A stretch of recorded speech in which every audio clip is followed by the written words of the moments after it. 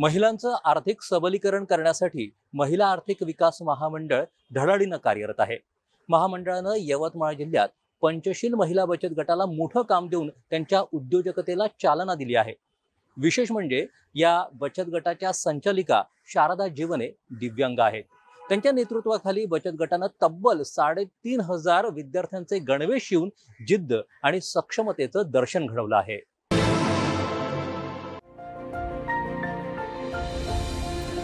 महिला आर्थिक विकास महामंडळ सतत महिलांच्या बचत गटाला योग्य मार्गदर्शन आणि सहकार्य करत असतं। महामंडळाकडून बचत गटांना मोठं काम दिलं जातं। नुकत्याच शाळा सुरू झालेल्या आहेत, तेव्हा शासनाच्या प्रत्येक विद्यार्थ्याला मोफत गणवेश या योजनेअंतर्गत गणवेश तयार करण्याचं काम मोठमोठ्या कंपन्यांना दिलं जातं किंवा अनेक पालक दुकानामध्ये जाऊन हे गणवेश खरेदी करतात। मात्र यावर्षी हे काम महिला आर्थिक विकास महामंडळाला देण्यात आलंय। यवतमाळ जिल्ह्यातल्या पांढरकवडा तालुक्यातल्या मोहदा इथल्या पंचशील बचत गटाला हे काम मिळालं आणि या गटानं तब्बल 3,500 गणवेश शिवण्याचं काम केलं आहे। महिला आर्थिक विकास महामंडळाच्या माध्यमातून शालेय गणवेश शिवणकामचं काम हे महिला बचत गटांना देण्यात आलेलं आहे। या बचत गटांनी आपल्या गटातील 10 महिलांना तर रोजगार दिलाच आहे, परंतु गावातील अन्य 2 बचत गटांना सुद्धा त्यामधून रोजगार उपलब्ध करून दिला। अशा गावातील 30 महिलांना रोजगार या माध्यमातून उपलब्ध झालेला आहे।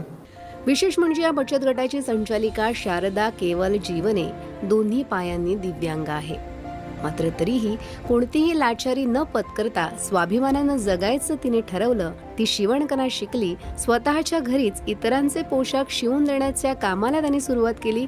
त्यासोबतच तिनं पंचशील बचत गटही स्थापन केला। तिचे आणि तिच्या गटाचं काम पाहून महिला आर्थिक विकास महामंडळानं तब्बल 3,500 विद्यार्थ्यांचं गणवेश शिवण्याचं काम तिला दिलं आणि या बचत गटाच्या महिलांनी अतिशय परिश्रम करून दिवस रात्र एक करून 3,500 गणवेश शिवून पूर्ण केले। यामध्ये विद्यार्थ्यांचे शर्ट, चड्डी तसंच विद्यार्थिनींच्या फ्रॉकचा समावेश आहे आणि या बदल्यात त्यांना 2,10,000 रुपये इतकं मानधनही मिळालेलं आहे। लहानपणी मी 6 वर्षाची असताना मला माझ्या आईने किंवा वडिलांनी पोलिओ बूथपर्यंत नाही नेल्यामुळे किंवा लस नाही दिल्यामुळे मी दिव्यांग झाली आणि नंतर कालांतराने माझं शिक्षण पूर्ण झाल्याच्या नंतर मी शिवण क्लास केला आणि त्याच्यानंतर माझं लग्न झालं। नंतर मग मी माझा व्यवसाय थोडक्यात सुरू केला आणि आता मी स्वतःच दुसऱ्यांना रोजगार उपलब्ध करून देते।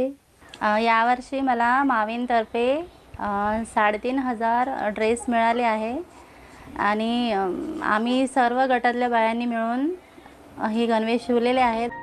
याबाबत संबंधित बचत गटाच्या महिला समाधान व्यक्त करत आहेत। या उपलब्धीबद्दल महिला आर्थिक विकास महामंडळाचे पंचशील बचत गटाच्या महिलांनी आभार मानले आहेत। प्रबळ इच्छाशक्ती आणि मेहनत करायची तयारी असेल तर काहीच अशक्य नाही, हेच या महिलांनी दाखवून दिलं आहे।